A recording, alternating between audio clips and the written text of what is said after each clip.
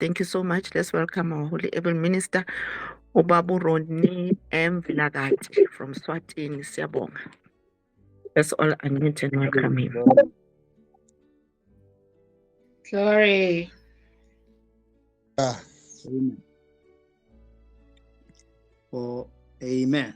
Hallelujah. Okay, thank you so much, brothers and sisters. We want to bless the name of our God even this evening. We want to believe each and every one of us are well kept in the grace, and we are all well, save for the inconveniences of the network in some parts of our inhabitations.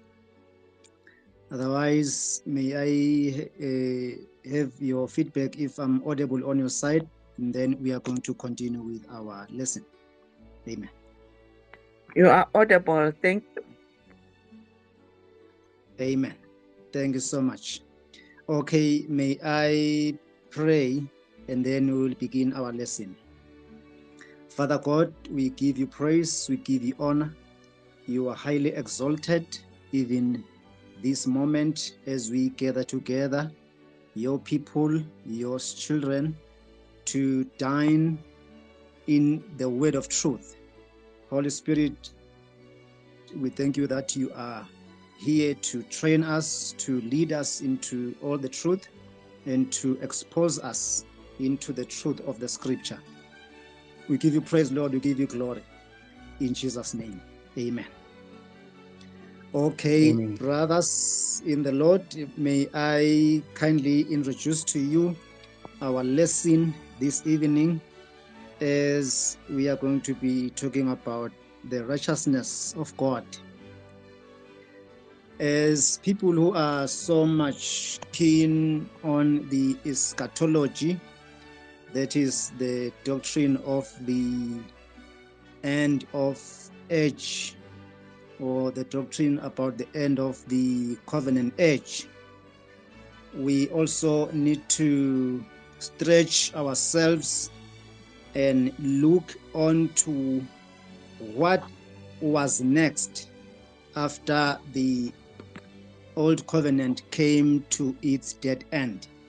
Because sometimes we can be teaching ourselves about how it ended, how it died, how it came to a stoppage, and then miss out on the realities of what took place later on.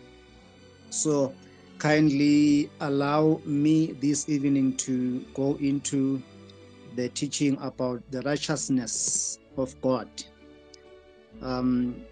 Even as we look into this teaching or this truth of the Word of God, we are going to be talking much on the realities after the shadows, because by now I think we all know and aware that we've already made the transition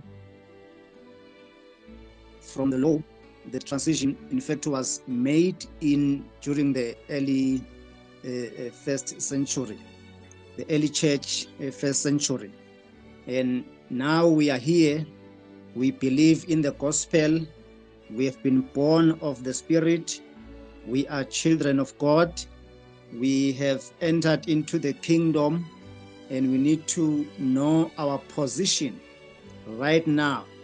We have been talking about the everlasting kingdom, and we also talked about the eternal life in this everlasting kingdom. We also touched on the parts of knowing who we are, having that knowledge that we must have after the old covenant had passed away. So this day, let us look on the part of the righteousness. And I want us to underline the phrase, the righteousness of God. The righteousness of God. Because this righteousness, it is of God. It is not the righteousness of the believer. It is not the righteousness of the man who was once a sinner and has come into the kingdom of God by faith. But this righteousness, it is the righteousness of God, and it has been granted and given to the new man in Christ.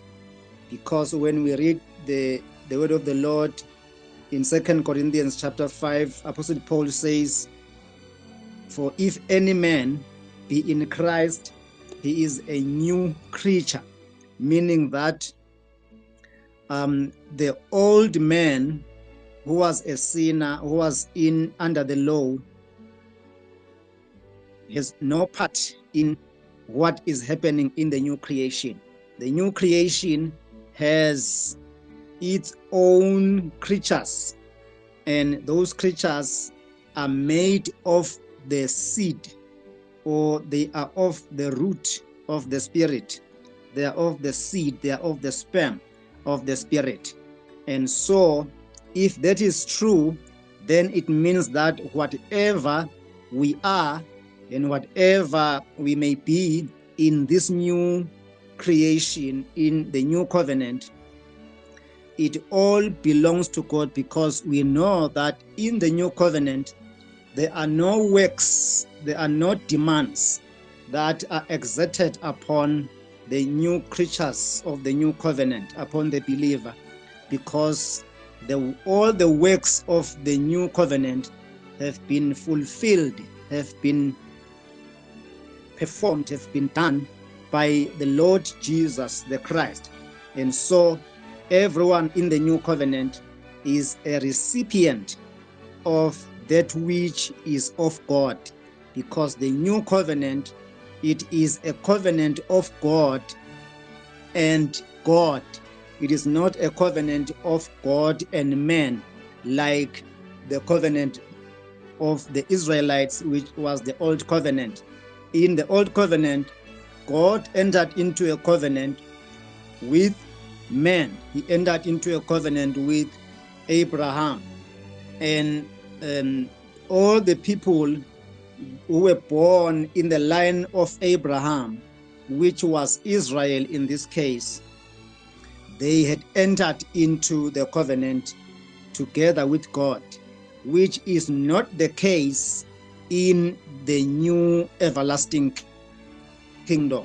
In the new covenant, the covenant is of God. The testament, God has made a testament with God. God the Father has made and has entered into a covenant with God the Son through and by the Spirit. And they have done and met all the demands of righteousness.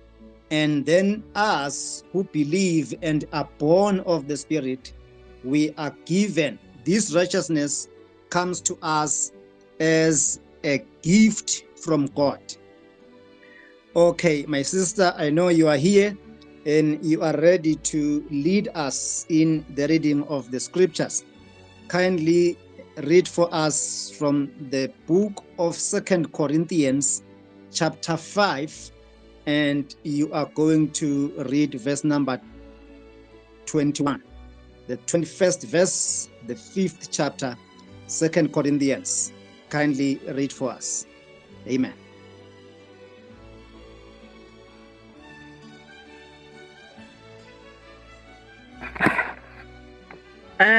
Second Corinthians 5 verse 21. It reads, "For he had made him to be sin for us, who knew no sin, that we might be made the righteousness of God in him." Amen. Amen. Thank you so much, my sister. For our sake, Jesus was made a sinner. For our sake, he was made a sinner, so that in him we might become the righteousness of God.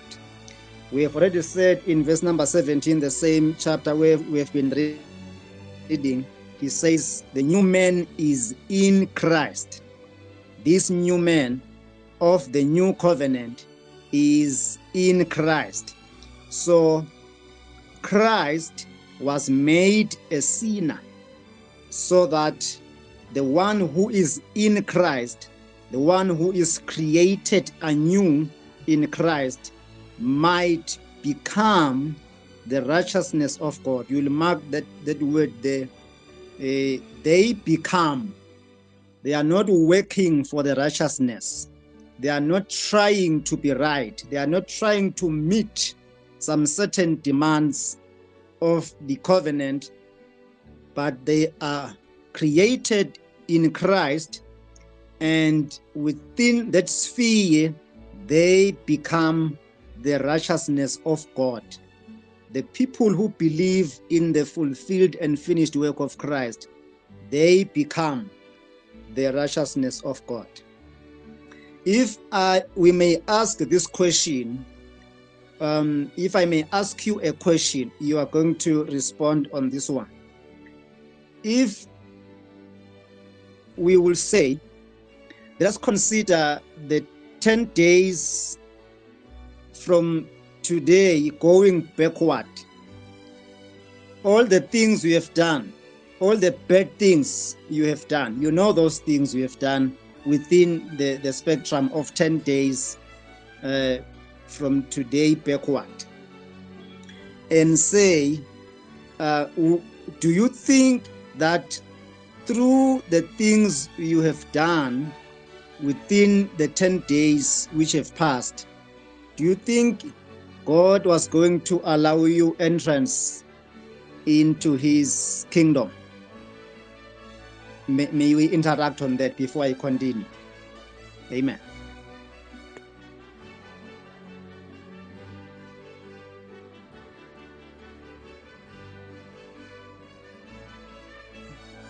Are we following the question? I'm saying the bad things you have done from today going backward, just count only 10 days. Do you think after God considers those things you have done, was he going to give you entrance into heaven or into his kingdom? Somebody can interact with me.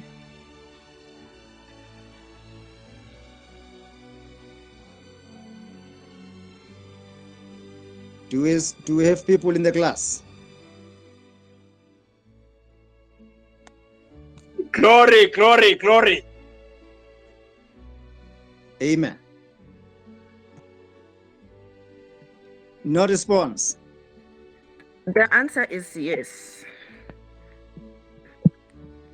God was going to accept you. Yes. Yes. Yes. The answer is yes. God was going to still accept you, because God is not accepting you into his glorious presence, into his everlasting kingdom, into this new covenant, because you have been perfect, or you have become perfect by your own standards and by your own commitments. But God has perfected you in his Christ, and that is the reality in the Christ. So that is how now we get the righteousness of God. I want us to look on 2 or 3 kinds of righteousness. The 2 or 3 kinds of righteousness. Righteousness number 1, it is what we call the self-righteousness. That is trying to be good to earn God's approval. You are trying, you are committed, you are giving yourself, you are all out, trying every day to find favor with God. You are trying to be approved by God, and you are keeping each and every article of the law, so that after keeping those articles, you may find approval and favor upon God. That is what we call the self-righteousness. So self-righteousness does not work in the new covenant. Self-righteousness does not work in the new covenant. My sister, can you read for us the book of Isaiah, chapter 64, verse number 6? so that we can see the self-righteousness there. 64, verse number 6, Prophet Isaiah. It reads, "But we are all as an unclean thing, and all our righteousness are as filthy rags, and we all do fade as a leaf, and our iniquities like the wind have taken us away." Amen. Amen. Thank you so much. All our righteousness, all our righteous deeds, all our righteous acts, all our trying, all our performance, they are like filthy rags. It's rubbish. They are like filthy rags. So self-righteousness does not work in the new covenant. We are not accepted before God because we have done everything right. That is self-righteousness. Righteousness number 2 is what we call the imputed righteousness. Imputed righteousness. In the imputed righteousness, we are actually referring to Christ's perfect record, which is recorded, which is actually credited to us at beginning from the cross towards the fulfillment of all the demands of the law and the fulfillment of all that which was required in the law. Now that Christ has fulfilled all the demands of the law, then the righteousness can be imputed to them who believe in the fulfilled work of Christ. Can you read for us Romans chapter 4, verse number 5, my sister? Romans 4, verse 5.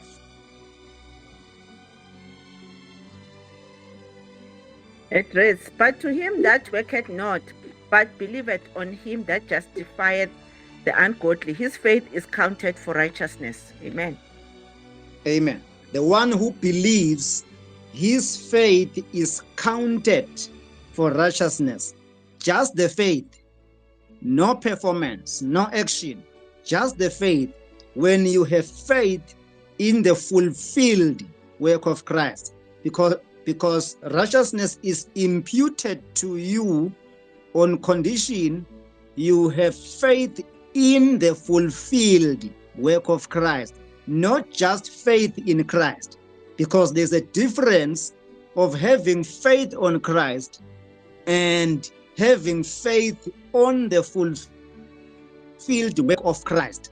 Because a majority of the church today, they believe in Christ, they have faith in Christ, but still they think that Christ has not perfected, he has not completed, he has not fulfilled all that which he was supposed to fulfill.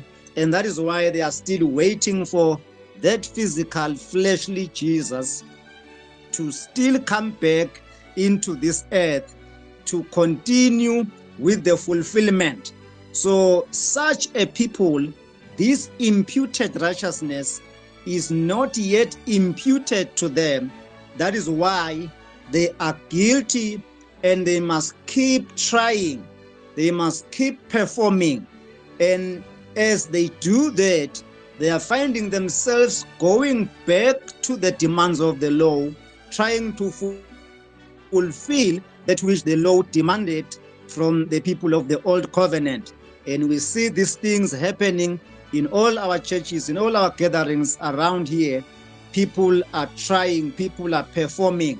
They think that by doing 1, 2, 3, then they will be accepted before God.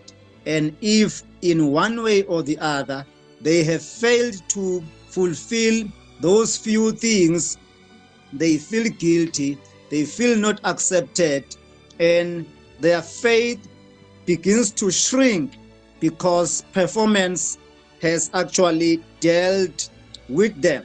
So when we speak of the imputed righteousness, we are saying the imputed righteousness is unto them who believe into the fulfilled work of Christ. Those who believe that Christ has fulfilled the law, has fulfilled the demand. The word fulfill actually means to meet the demands. When you have faith in Christ, that he has already met all the demands of the law, all the sacrificial demands for righteousness, then this righteousness of God is being imputed into your life. What does imputed refers to? It means that from the moment you believe, when you hear the good news that Christ died for you and he has accepted you in the grace, and you choose to believe in that, then God imputes the righteousness and he actually declares you as his righteousness. And there's number 3 righteousness which we call the imparted righteousness. This righteousness is being imparted. This is when now Christ's life is being produced in you as a fruit. The life of Christ is being produced in you. So we become his righteousness. This is how we live, the way we live. Paul says, it is no longer I who lives, but it is Christ who lives in me. And the life that I am living, it is the life of Christ. In other words, Christ is being imparted into the life of the believer. And this imparted life becomes the life of Christ, which is the imparted righteousness. In other words, God's righteousness, it is the life of Christ in the believer. God's righteousness, it is the life of Christ in the man who believes, the one who is born of the Spirit. So you see now, you are not here to perform right, but you are here to receive right. You don't work out for righteousness, but you receive righteousness. So in essence, righteousness is Christ in you. When Christ lives in you, then the righteousness of God lives in you. My sister, can you do again that 2 Corinthians chapter 5, verse number 21? Can you redo that one again, and then we shall continue?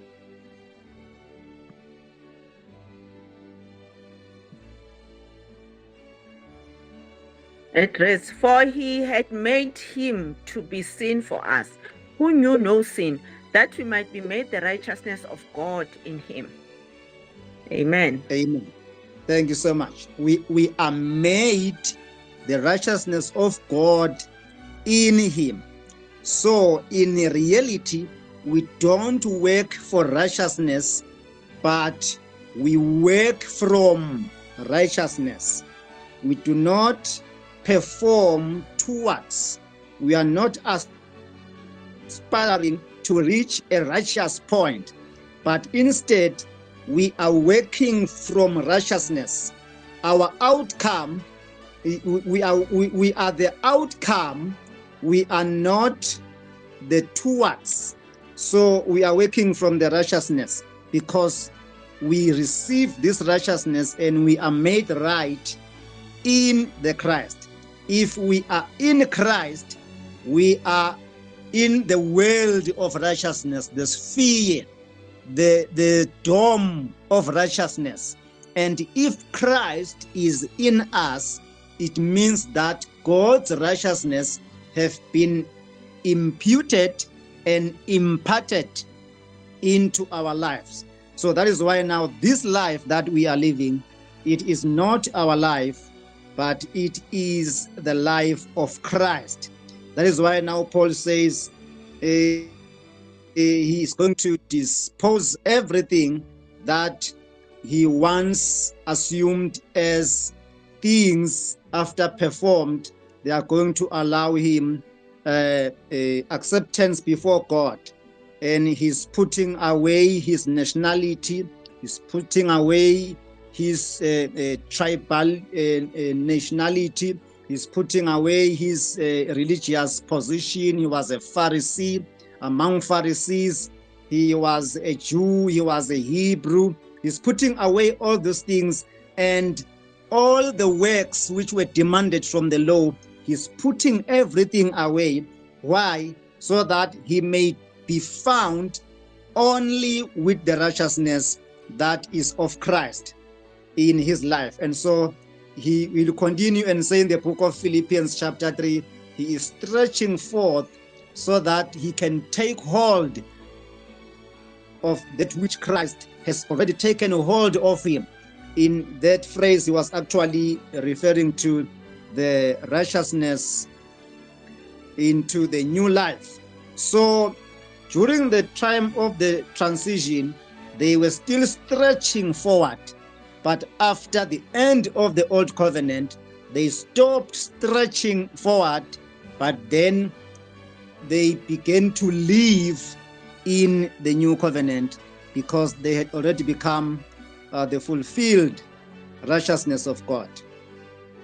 So when we put on the lenses of the fulfilled eschatology and we look on the demands of the law towards righteousness, we are going to have about three things again. Number one, the law demanded righteousness. That is what the law demanded. Number two, but we know that Christ has fulfilled the law. I have already defined the word fulfilled. It means to meet the demands. In the law, there are demands for righteousness. But in Christ, Christ meets all those demands. He fulfills all those demands.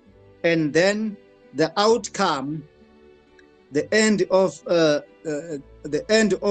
old righteousness, it brings us to the new covenant righteousness, which now we have in the Christ. My sister, can you read for us the book of Deuteronomy, chapter verse number 26, so that we can see on one of the demands of the law. Chapter 6, Deuteronomy, verse number 25. Amen.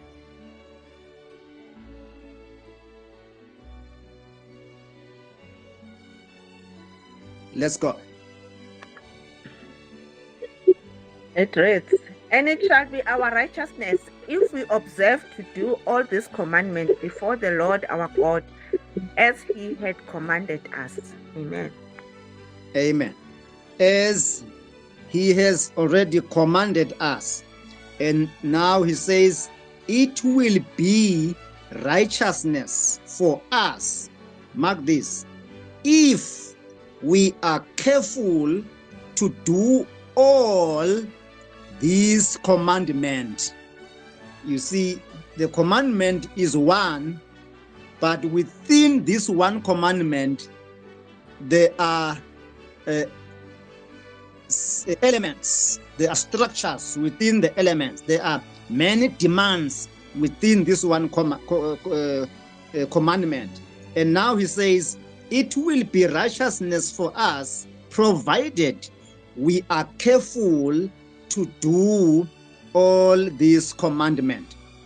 That is why now we said in the law, the righteousness was demanded. You were going to be declared as righteous before God after you were careful to do all the commandments, and then you were going to be righteous. And there is a problem in the old covenant, which the book of Romans identifies. My sister, Romans chapter 3, verse number 20. Let us hear what Apostle Paul has to tell us about the problem of trying to meet the demands of the old covenant righteousness. Romans chapter 3, and you are reading verse number 20. It reads, therefore, by the deeds of the law, there shall no flesh be justified in his sight, for by the law is the knowledge of sin. Amen. Amen. Thank you, my sister. By works of the law, no one will be justified, because the work of the law, it is to highlight weakness. The work of the law, it is to highlight sin in the life of the worshipper. So it was not going to be possible for all the people of the old covenant to be justified and be made right by obeying and making sure they are careful to do all these commandments. So the word righteousness also means to stand right with God, or to stand right before God. You are standing, you have received a right standing with God. And so through the law, that was not possible. And that is why now the new covenant had to be given, had to be initiated. And I've said, in the new covenant, God had entered into that covenant with God, not with men, so that God in his perfect state can meet all the demands of the law. And after meeting and fulfilling all the demands of the law, then he is going to accept them who believe on the met demands, which in our language is the fulfilled, when these things have been all fulfilled. Amen. So we have said Christ fulfills the law. Christ fulfills the law. Can you read for us Matthew chapter 17? And then after that, you will read Romans chapter 10. Let us begin with Matthew chapter 5, verse number 17, my sister. Chapter 5, verse number 17. It reads, think not that I am come to destroy the law or the prophet. I am not come to destroy, but to fulfill. Amen. Amen. You'll get ready with Romans 10, verse 4. Jesus says he did not come to destroy. He did not come to put aside or to put away the law. We have been learning on our last class from our brother Julie that the work of God was the law. The law was the work of God.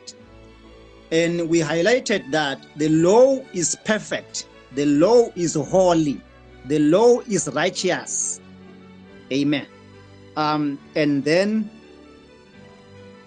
Jesus came to fulfill. We have said the word fulfill means to meet the demands, to meet the requirements. Within the law, there are requirements. The requirements stands till this day. God has not changed requiring everyone who wants to be righteous through the law, but what has changed, the demands, the requirements now are not met by the believer, but these requirements, they are met by the Christ of God.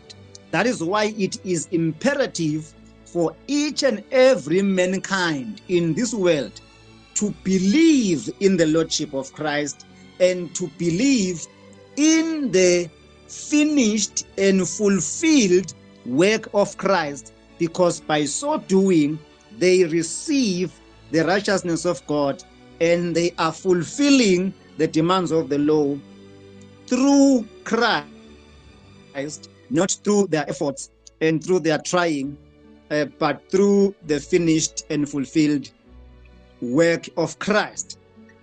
Okay, Romans chapter 10, verse number 4. It reads, for Christ is the end of the law for righteousness to everyone that believeth. Amen. Mm-hmm. Amen. Thank you so much. You see now, Christ is the end of the law, not just there. Christ is not the end of the law, but Christ is the end of the law for righteousness. Christ is the end of the law for righteousness to everyone who believes. This will mean that the law is still standing, the law is still there. And Christ has met the demands of the law, and for him meeting the demands of the law, he has become an end of the law for righteousness. That is, if someone wants to have a right standing with God, there is no law, because there is Christ on the place of the law. But the law is still there. The law is still standing. But when it requires for righteousness, there is no law. In the place of the law, Christ is standing.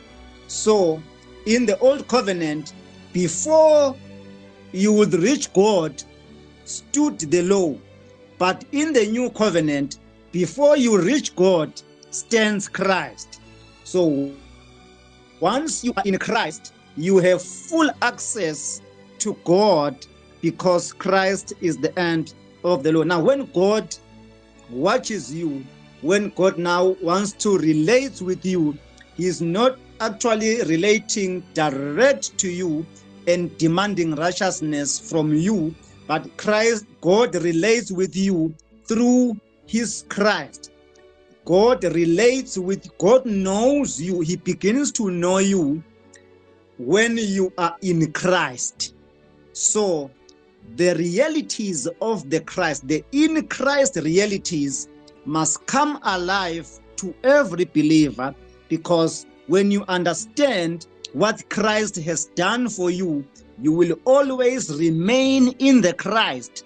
And when you do that, you will never be guilty before God, but instead you will always be free. You will live this new life in total liberty, and you are going to enjoy the presence of God in your life without mark timing and without allowing your spirit to sink down due to being guilty and faulty. Because whenever you become faulty, you know that God still views you. He sees you in the righteousness of Christ. Because in Christ, you have become his righteousness. So this is the total liberation. This is the salvation. This is the secured salvation. This is the eternal salvation. We receive this eternal salvation fully secured, and that happens when we are in the Christ and we believe in the fulfilled work of Christ. Amen. So I think by now we all know that the end of the old covenant system took place in the year 8070. We've been singing that song for a long time. We know that when the temple fell during that time, the system that said do this and leave, it ended.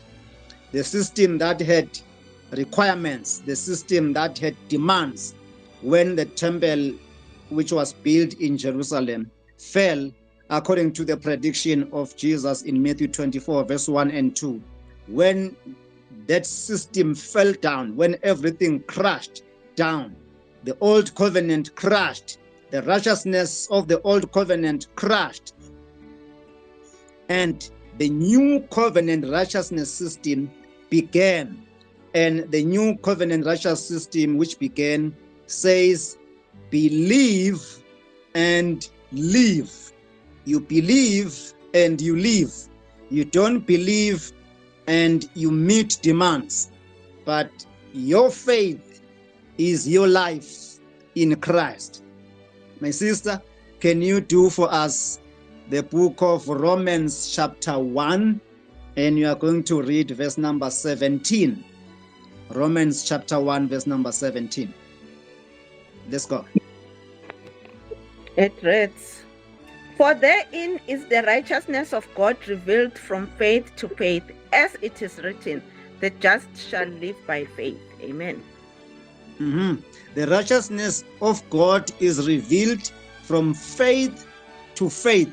Within the parameters of faith is the righteousness of God. The righteousness of God is not revealed from faith, then you work, you perform, and you get the righteousness. But the righteousness is within the parameters of faith. Thus it is written, the righteous shall live by faith. What is faith? Faith, it is the leaning of the entire self upon God. It is total dependence on God in as far as right standing with Him is concerned. My sister, can you do this other one from Hebrews? Is it Hebrews or Habakkuk chapter 2, verse number 4? Prophet Habakkuk chapter 2, verse number 4.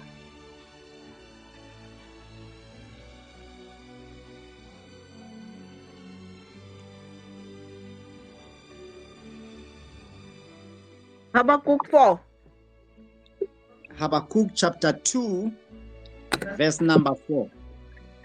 It reads, "Behold, his soul which is lifted up is not upright in him, but the just shall live by his faith." Amen. Amen. The soul which is lifted up in him is not upright, but the righteous shall live by faith.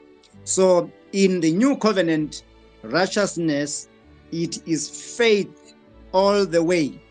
That faith, we say it is the dependence, the total dependence on God in as far as righteousness is concerned. In as far as righteousness is concerned. So when we look into the in Christ reality and try to define what is the righteousness of God right now, we say righteousness is not behavior. Righteousness is the person. Righteousness is the Christ. That is what we have said. In the new covenant, righteousness is not your behavior. Not that now because you have been made right through Christ, you are going to live anyhow. Apostle Paul, in his letter, when he was writing to Titus, he's telling us that we have been given grace, and this grace of God teaches us how to live right.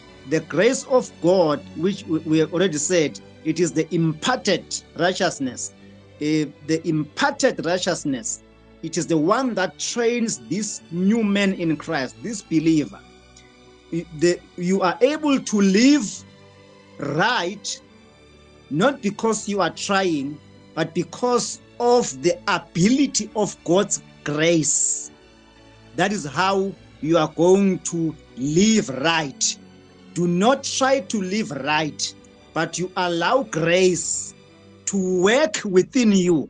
And that is why Apostle Peter, in his letter, he says, grow in the grace and grow in the knowledge of the Lord Jesus Christ. Because when you grow in the grace, the knowledge and the growth you are becoming in the grace, it is that same grace and knowledge that is going to train you, that is going to teach you, is going to tell you that this is wrong, this is right, the grace within. And this grace, it is the doing of the Lord in the new covenant. And that grace is training you. So in the new covenant, we are not trying, we are not meeting God's righteousness by our way of behavior, but we actually receive and live in the man or the person who is the righteousness of God. Christ in you, the righteousness of God. That's the issue. So you are the righteousness of God by virtue of being in the Christ. Amen. Okay, my sister, let us go back to our theme verse, 2 Corinthians chapter 5, verse number 21. Let's do it again. 2 Corinthians 5:21. I want to look on that phrase there. It reads, "For he had made him to be sin for us, who knew no sin, that we might be made the righteousness of God in him." Amen. Amen. We wanted that phrase, that you may be made. That you may be made. You are not making yourself, but you are made. In other words, you are becoming. You are not trying to become, but already in Christ, you are becoming.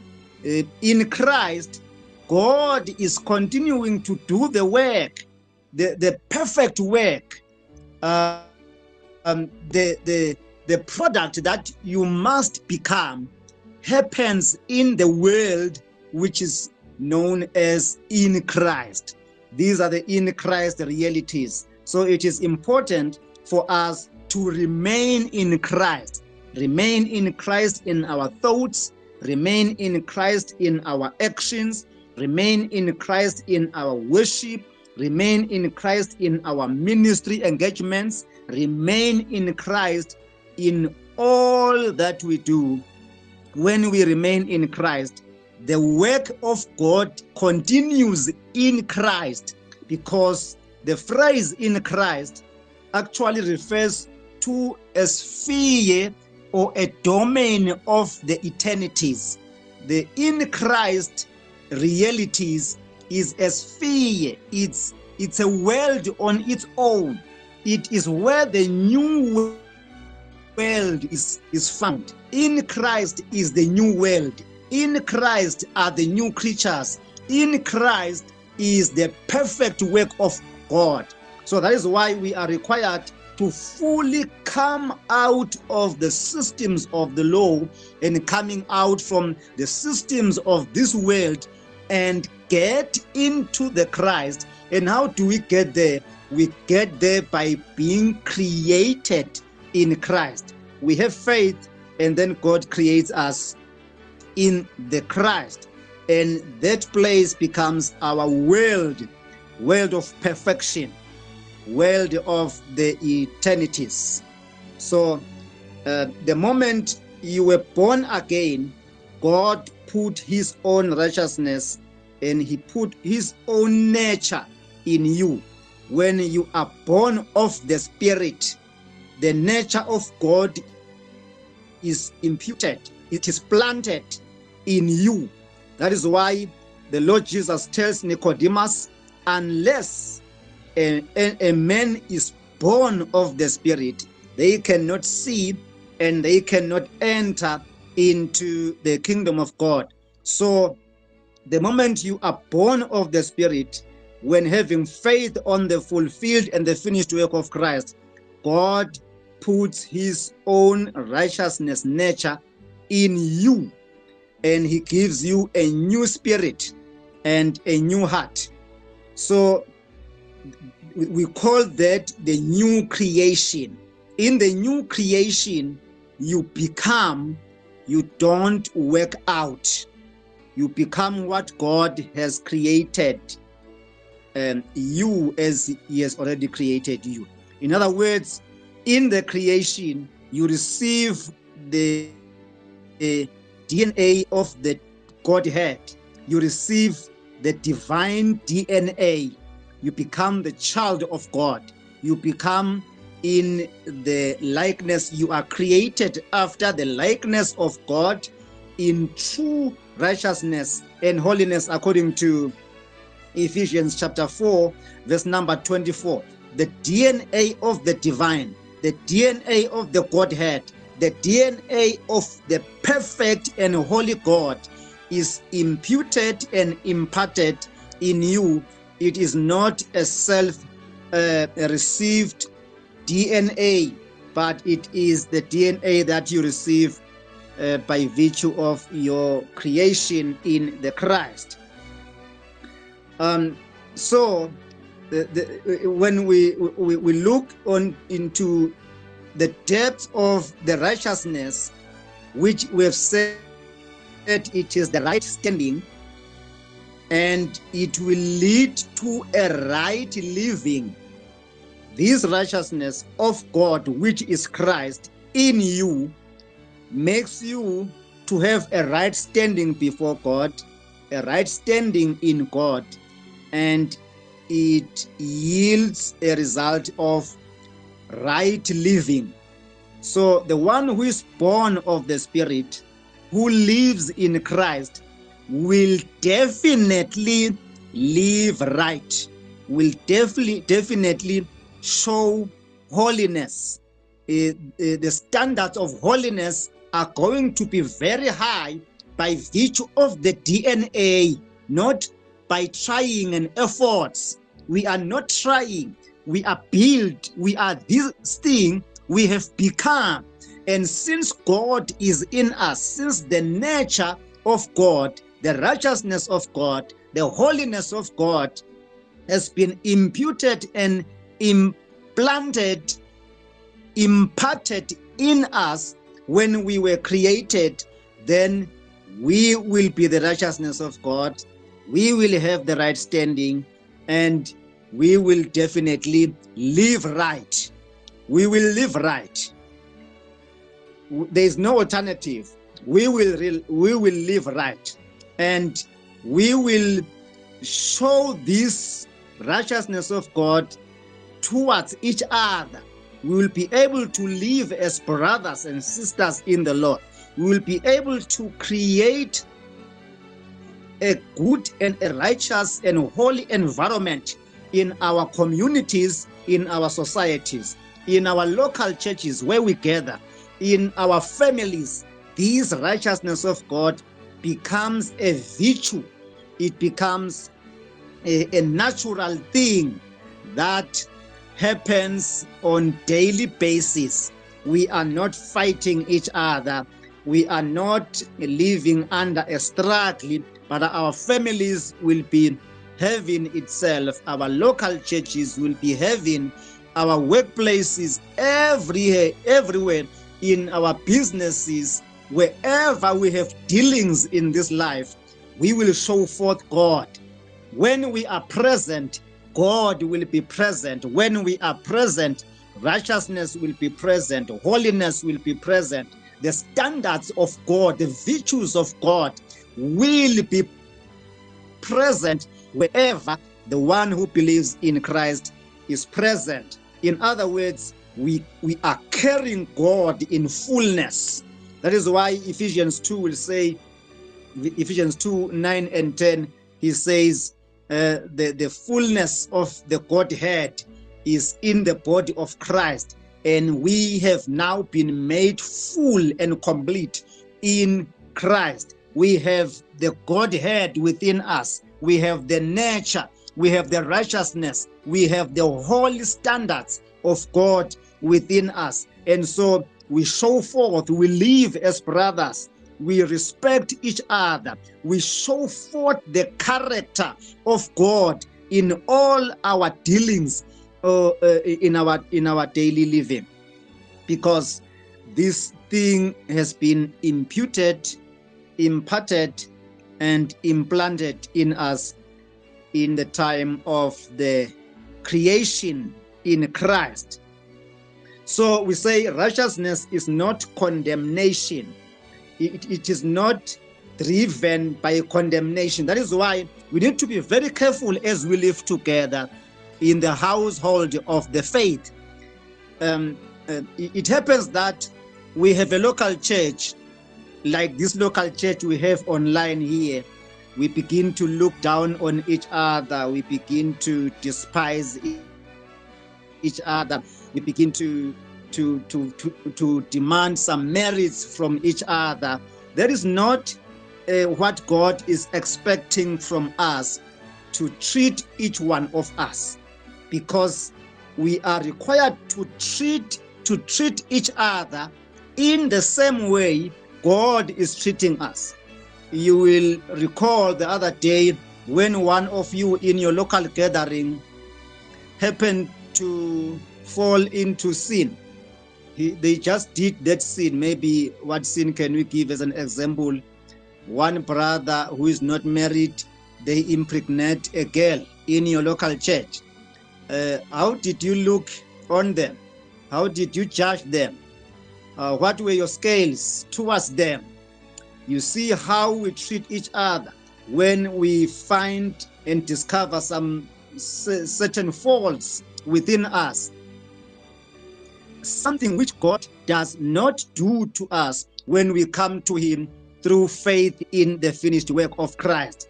Just as God has accepted us as we are in the Christ, so we also need to accept each other as we are, because as we do that, we are helping each other. We are helping even those who are weak to come alive and to come to stand with boldness in the place of acceptance. Because the thing that kills many of our fellowships, that kills many of our family unions, it is the character of judgment, assassinating our brothers in the Lord, assassinating our family members.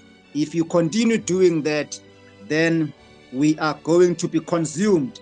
But we need to accept each other just as God has accepted us to Himself through the faith in the Christ. So no more condemning each other. When we look on the Old Covenant was saying, if you sin, God will punish you. If you do any sin, God will punish you. And that yielded into fear. The people of the Old Covenant were living under fear all the days of their life. But in the New Covenant, the word of the Lord declares you as righteous. You are righteous, so sin doesn't fit who you are. There may be some certain sins in your life, but those sins, they don't define who you are. They don't define your identity. My sister, can you read for us the book of 1 John chapter 3, verse number 9. 1 John chapter 3, and you are going to read for us verse number 9. Let's go.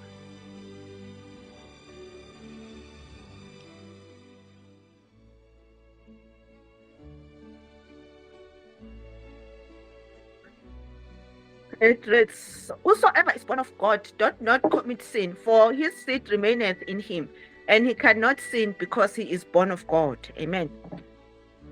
Amen. They cannot sin because they are born of God. They cannot sin because they are born of God. So to the one who is born of God, there is no sin. Sin is not accounted for them.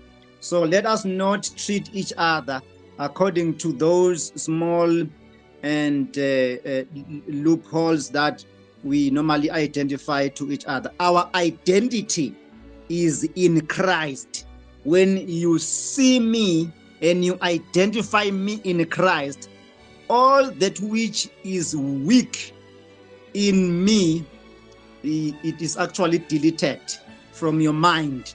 You see me as you would see Christ. And as you do that, I am being perfected in your sight, in as much as I am perfected in the sight of God through Christ. As we come to the close, I want us to look on some lies about righteousness that we must discard. Lie number one: righteousness is hard to maintain. That is what we teach each other in our churches. It is hard to be righteous. God is holy. No one can be holy as God. We cannot try to be like God. In heaven, we are going to enter by grace. And so we must keep trying. That is a lie. The truth of the scripture is that righteousness is a gift. We are not trying to be right, but righteousness is a gift. According to that verse we have read, Romans chapter 5, verse number 17. We receive the abundance of grace and the free gift of righteousness. And another lie that we must discard in the new covenant, it is that if I sin, I lose my righteousness. If I happen to sin, those small sins that we have magnified in our lives, in our societary life, those small sins, they cannot make the new man in Christ lose their righteousness. You are not right before God because you have not done sin, but you are right before God because the righteousness have been imputed, the righteousness have been imparted, and the righteousness has been implanted. Christ has been planted into your spirit, and that plant is rising, it is growing by the day, and you must end up being the righteousness of God because God has planted his righteousness in the inside of you. So if you sin, you are not going to lose your righteousness, because we will need also to define what is the sin that God calls sin, because sometimes we call sin things which God does not call sin, but only character living. Sin is different from character living. Sin is different from someone who has lost their identity in Christ. People who have lost and whose eyes have been blued and they can't see themselves in Christ, they begin to show bad character living. Character living is not sin according to God, but it is a blued vision where one loses to see themselves as God sees them. And when one loses to see themselves as God sees them in Christ, and then the other people around them, they lose the way God sees them, and we begin to judge each other, and we throw each other in the pit of hell, and then we consume each other by so doing. So if you sin, you are not going to lose your righteousness. And because the truth of scripture says you have confessed Christ. If you have confessed Christ, if you have received Christ, or you have allowed Christ to receive you into himself, the blood of Christ will speak better things than the blood of Abel on your behalf. The blood of Christ. The blood of Christ is the very life of Christ. When you receive and confess Christ, the life of Christ in you and before God speaks better things. The blood of Christ does not speak judgment. There is Hebrews 10, verse number 14. The blood of Christ speaks better things on your behalf. Because by a single offering, Christ has perfected for all time those who are being sanctified. Just a single offering. He died once for all time, for all mankind, once for all. He is not going to come back again to die for the small character behaviors that we do and begin to judge ourselves with. We must not judge ourselves according to character behavior, but instead, if we want to judge each other, let us judge ourselves according to Christ, who is the righteousness of God. Another lie that we need to discuss or put away, it is that righteousness means I never make mistakes. If God has made me righteous, then I will never make mistakes. That is a lie. That is a lie from the pit of hell. Though I've been made right in God through Christ, in this flesh, I am still going to make mistakes because I am still in the flesh. And the righteousness of God has been imputed into my spirit.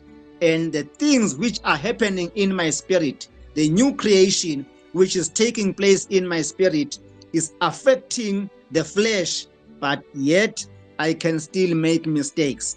If you live by that understanding, then you will stop judging yourself whenever some few mistakes have happened in your journey with God.